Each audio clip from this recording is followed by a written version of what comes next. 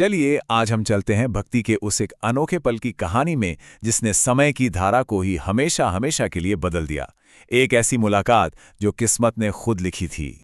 लेकिन इस दिव्य कहानी के पीछे ना एक बहुत गहरा रहस्य भी छिपा है। आखिर ऐसी कौन सी माया थी जिसके चलते परम भक्त हनुमान अपने ही प्रभु श्रीराम को पहली मुलाकात में पहचान ही नहीं पाए।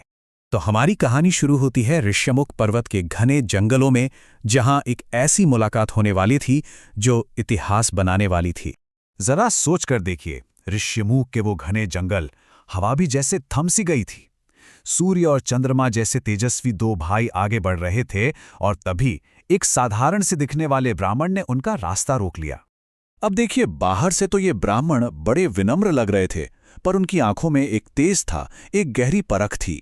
शब्द तो मीठे थे, पर उनका इरादा असल में परीक्षा लेने का था, क्योंकि ये कोई आम ब्राह्मण थे ही नहीं, ये तो भेष बदले हुए स्वयं पवन पुत्र हनुमान थे।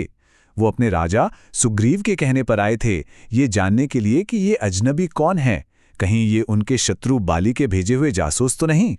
और आप देखिए नियति का खेल कैसा होता है। हनुमान अपनी पूरी बुद्धि और तर्क से उन दोनों भाइयों को परख रहे थे, पर इस बात से बिल्कुल अनजान थे कि वो जिनकी भक्ति में डूबे रहते हैं आज उन्हीं की परीक्षा ले रहे हैं। हनुमान का तेज दिमाग तो हर चीज का विश्लेषण कर रहा था कि भाई वेश तो तपस्वियों का है, पर कंधे योद्धाओं जैसे हैं। वो सवाल तो पूछ रहे थे, पर उनका दिल एक अजीब सी बेचैनी महसूस कर रहा था, जैसे दिल कुछ पहचान रहा हो पर दिमाग मानने को तैयार ही ना हो। और तब उस जंगल की पूरी खामोशी को एक शांत लेकिन पूरे ब्रह्मांड को कंपा देने वाली आवाज ने तोड़ दिया। प्रभु राम ने अपना परिचय दिया, और जैसे ही वो एक शब्द उनके मुख से निकला, मानो समय वहीं रुक गया।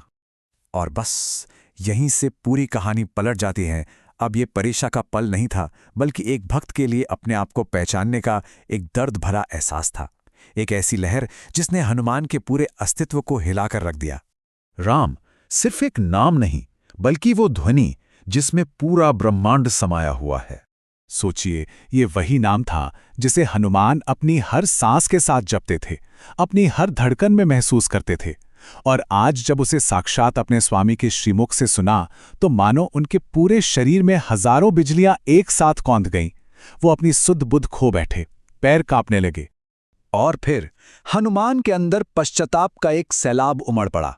वो मन ही मन रो पड़े, हे प्रभु, मैं कितना बड़ा ज्ञानी हूं, जो आनंद का महासागर है, मैं उसके सामने खड़ा होकर प्यास की बात कर रहा था। तीनों लोकों के स्वामी मेरे सामने हैं और मैं मूर्ख उनकी परीक्षा ले रहा था। और अब वो घड़ी आती है जब माया का हर पर्दा हट जाता है और एक भक्त का अपने भगवान से महामिलन होता है। वो दिव्या सुनहरे प्रकाश का क्षण। देखते ही देखते वो ब्राह्मण का रूप धुंधलाने लगा। फिर उनके अंदर से एक ऐसी सुनहरी आभा निकली जिसने पूरे जंगल को रोशन कर दिया, और उस सुनहरी रोशनी के बीच से प्रकट हुए अपने असली, विशाल और तेजस्वी रूप में पवन पुत्र हनुमान। अपने असली स्वरूप में आते ही हनुमान ने एक पल भी नहीं लगाया। वो रोते हुए, बिलखते हुए सीधे प्रभु राम के चरणों में गिर पड़े। उनकी आवाज में सिर्फ भक्ति थी, पछतावा था और अपने स्वामी से मिलने की जन्मों जन्मों की प्यास थी। देखिए, ये सिर्फ एक मिलन नहीं था, ये वो पल था जहां भक्ति और भगवान का वो अटूट, वो शाश्वत रिश्ता बना, जो आने वाले महाकाव्य की सबसे मजबूत नींव बनने वाला था। तब प्रभु राम ने हनुमान को बड़े ही प्यार से उठाया, उन्हें अपने गले से लगाया और कहा, उठो हनुमान, इसमें तुम्हारा कोई दोष नहीं है। ये तो मेरी ही माया थी जिसने तुम्हें मुझे पहचानने से रोक दिया था। सच तो ये है कि मैं तो खुद इन जंगलों में तुमसे ही मिलने के लिए भटक रहा था। तो सवाल ये उठता है कि ये मिलन इतना जरूरी क्यों था? क्योंकि ये सिर्फ एक भक्त और भगवान का मिलना नहीं था, ये धर्म की शक्ति का अधर्म के खिलाफ एक साथ आने का पहला कदम था। ये लंका पर होने वाली विजय की पहली नींव थी।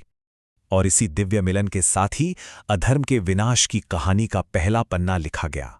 अब आगे बाली के अंत की शुरुआत होगी।